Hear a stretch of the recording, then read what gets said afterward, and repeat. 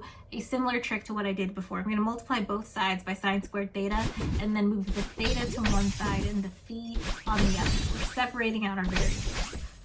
So what does that give me? It gives me 2q over h bar squared sine squared theta c minus sine theta 1 on theta d theta sine theta theta d theta will be 1 on phi d phi. Okay. So there's this math trick you can do where on the left we have something that depends on theta and on the right it doesn't depend on theta. So the left side, which I'm going to call left side number 2, has to be equal to some constant which has to be equal to the right side number 2. The same exact trick. Very cool. Okay, let's start on right side number 2. And we have this differential equation 1 on d squared phi squared is equal to some constant. For historical reasons, we're going to call this constant minus m squared.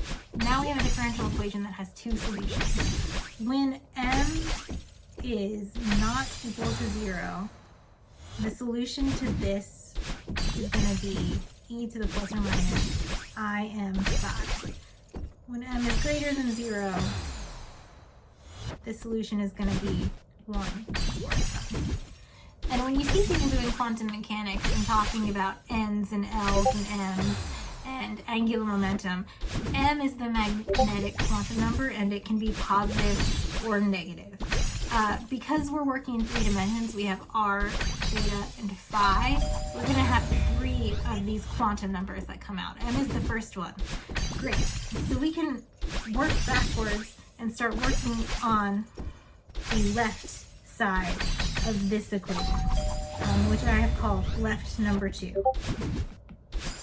So we can just plug in our solution for phi into our equation and start working through left number 2. So we get 1 on sine theta d theta sine theta theta d theta equals c plus m squared on sine squared theta theta. And things here are just going to get really tedious. I mentioned I wasn't going to do this whole thing just because it doesn't need to be done. The thing that is going to happen after lots and lots of algebra is that c has to be equal to negative L times L plus 1. And L is our second quantum number. It's the angular momentum quantum number. So you have your magnetic quantum number m, and you have L, your angular momentum quantum number. And these are important, but not for our purposes because we're looking for the Bohr radius. So I'm not going to do this math. I'm sorry. It would be in a textbook if you wanted to look it up. And that's kind of the thing, too. I showed you how much Shankar is skipping in Chapter 4. That's because it's Chapter 4. If this was a quantum mechanics course and I had given 8 weeks of 45-minute, 3 times a week lectures, I wouldn't even need to do this algebra. You would already know where this was going and you would just be like, oh, it's L times L plus 1. But this is a very short video and I'm going to skip it and you're just going to have to be fine with it, so deal with it. Like and subscribe. So now we have our second quantum number and we're going to need a third one, but remember we're trying to find the wave function, the solution to the ground state hydrogen atom. So we need to take this solution and plug it back in to the angular part of our wave function solution. So we can now go back to the angular momentum part of our wave function and plug in our L's and M's, and here's where we're at. I write it like that. 1 over sine theta d theta sine theta d big theta d theta equals minus L times L plus 1 plus m squared over sine squared theta. The solution to this is Legendre polynomials. And again, if we were 8 weeks into a class, you would have already taken a mathematical methods in physics course, and when I said Legendre polynomials, you would be like, of course. Right? But that's okay. We're going to skip this part too. I'm just going to write down the answer. So, Legendre, I'll write it down if you want to Google it. Legendre polynomials looks like this. M theta. Okay. And you know, this is enough for our purposes. We've already got our m's and our l's. We see that those are quantum numbers in addition to the one we're going to get from the r part of this equation. So now I'm just going to throw in some spherical harmonics to match my Legendre polynomials and give you the YLM part of our hydrogen atom wave function, which will look like this.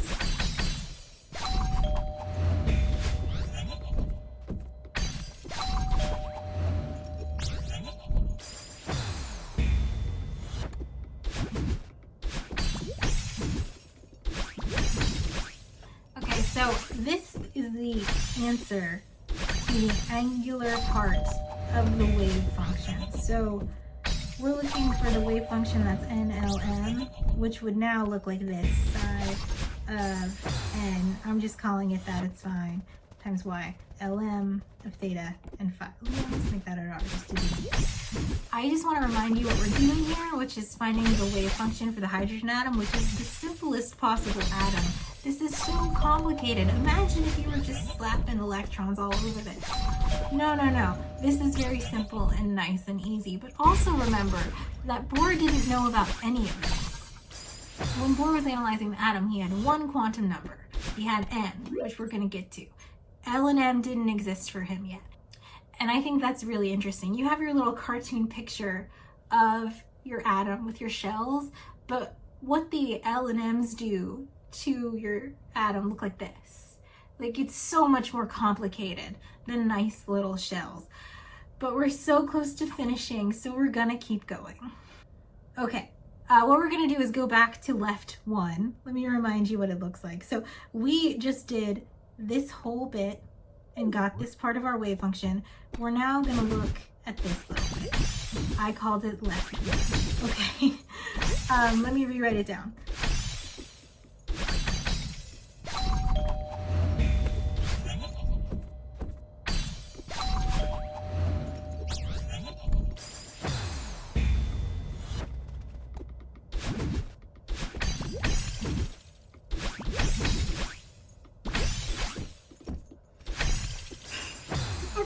So we'll do another mathematical trick where to analyze this, we can look at the large R limit. So what happens as R goes to infinity? This will reduce down to everything that doesn't have an R in the bottom, and you get this differential equation.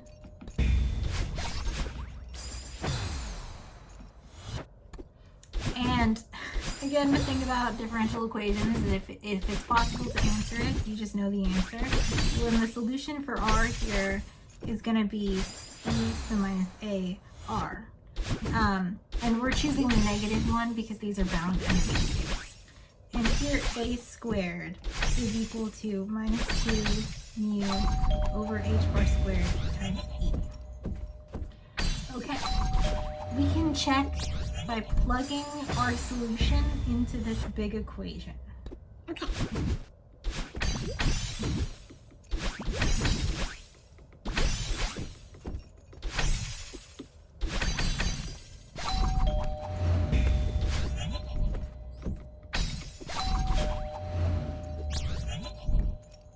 Except we're still in the large R limit, so this will go to here.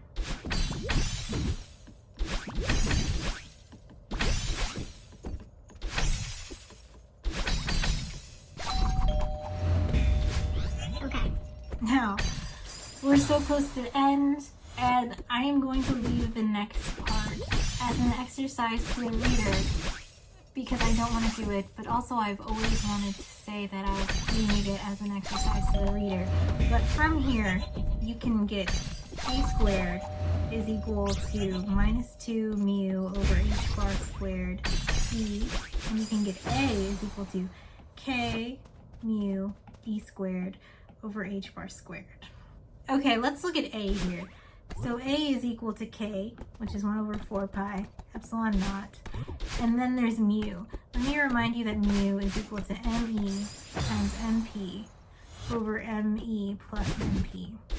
Now me is so small compared to the mass of the proton that this just ends up being ME times NP over NP, and you can call that 1 and say that mu is almost nearly identical to the mass of the electron. So we can write ME, and then you have E squared, and this is all over H bar squared. So H bar is equal to H squared over 2 pi, so that's 4 pi squared. So let's cancel things. You get A is equal to pi times the mass of the electron times E squared over epsilon naught H squared. And this is equal to 1 over A naught, which is the inverse of the Bohr radius. So we have now done the Schrodinger equation and landed back at the Bohr radius. I told you it was going to happen. Let's look at this. A squared is equal to the energy thing. So A squared is equal to minus 2 mu, but remember that's just the mass of the electron, over H bar squared, which is going to be H squared times 4 pi squared times E. So now we can take what we just found for A and square it and plug it in here, and we solve for E, which gives us negative ME times E to the 4th over 8 E naught H squared. And again, these are all constants or like measurable values. You can plug those in and you get negative 13.6 EV. So we have solved for the ground state of the hydrogen atom, and we found that the energy is negative 13.6 EV, just like Bohr got. So what we're neglecting here is the n squared. That's because we took this large R limit that's only applying to the symmetric condition. We could go back and pull out that n, our third quantum number, if we needed to, but we don't, because we're doing the ground state, and that's fine. So what does this wave function actually end up looking like? So you usually write that as psi NLM, where you list your quantum numbers. For the ground state, n is 1, L is 0, and m is 0. So we get psi 100 is equal to 1 over root pi A naught to the 3/2 e to the minus r over A naught. And this is our wave function for the ground state of the hydrogen atom. We fucking did it, y'all. So if you were to go back and put in your n's and solve for the standard wave function that works for any L and M, this is what that would look like, just for completion in this little video.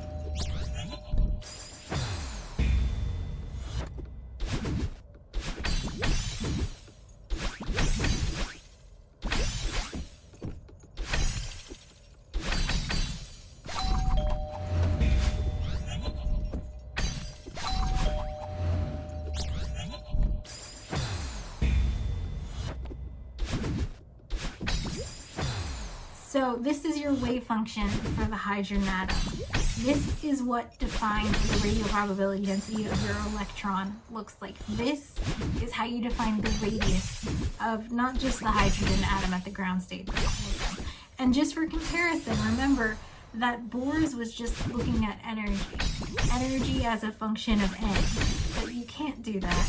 It gets much, much more complicated. And I do want to remind you that this does get more complicated, right? This is the hydrogen atom. There's no neutrons, there's one proton, you don't have multiple electrons interacting with each other. This is the simplest case of the Schrodinger equation applied to an atom. And it's so very, very complicated. I just want to mention some quantum rules for our quantum numbers that must be obeyed because of the way our wave function is set up. So, the first rule is that n, L, and m are integers, so like counting numbers. The second is that n has to be greater than 0. You can't have an energy level that's inside your nucleus. The third rule is that L can range from 0 to n minus 1. You can't have an L that's bigger than your m. And the fourth rule is that for m, it can range from minus L. And And let me show that picture again of what these end up looking like. This is how you get all your S and P and D orbitals in chemistry. Bohr predicted this strictly symmetric atom, and that's just not what it is. Quantum mechanics is so important. You need your L's and your M's. Alright.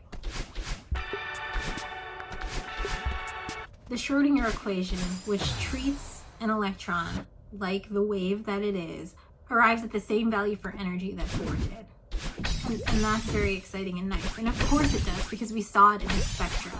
It has to be the same. However, the Schrödinger equation accounts for these angular momentums, your L's and your M's, that definitely exist and definitely have effect on the shape, structure, and behavior of the electron shell. Bohr does none of that. Bohr is not aware of any of that. And those L and M's, and you have even more, like you have the spin that I didn't even talk about. You have like a Lamb shift, like if you slap a field on it, you get Zeeman splitting in the spectra. It's a whole lot of things that appear, but the radius of the hydrogen atom, which is what this video was addressing, it got the same answer, because those things, they affect the spectra, they affect where the electron sits, and like some like a really advanced level topic, it would affect the radius a little bit.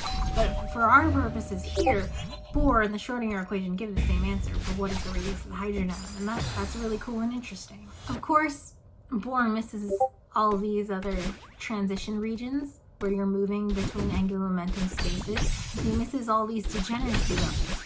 To him, all of these would look the same because he's just looking at N, but we're in the future and we know about L and M, and we know that those levels, even though they appear to have the same energy level, are different states of the atom, and they would appear differently in the actual atom. Bohr got the right answer, but he was wrong in his approach, because in order to accurately describe the hydrogen atom, you need quantum mechanics. And we've done it. Yay. So what is the radius of the hydrogen atom? Bohr imagined an electron that's a particle orbiting your nucleus, and in that case the radius would have been just the distance from the proton to the electron. But we know now that the electron is not a particle, it's a wave, and we have a wave function that will describe